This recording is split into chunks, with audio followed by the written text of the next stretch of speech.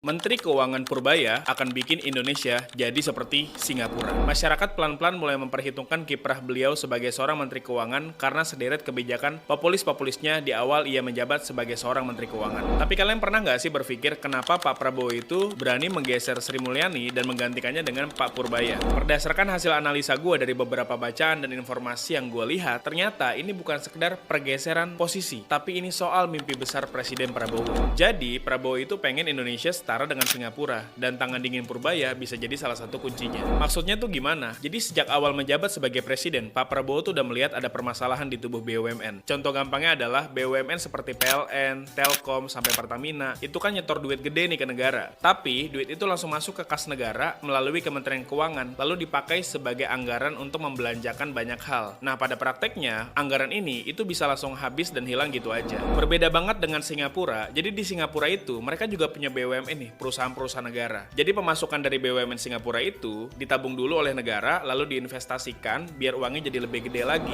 Setelah itu, negara bisa menggunakan 50% dari keuntungan investasi tersebut untuk masuk dalam kekas negara Singapura. Dan sebuah lembaga yang dipercaya oleh pemerintah Singapura untuk mengelola pendapatan dari BUMN di negara tersebut itu adalah Temasek. Dan Temasek inilah adalah sebuah lembaga yang menginspirasi Pak Prabowo dalam mendirikan Danantara.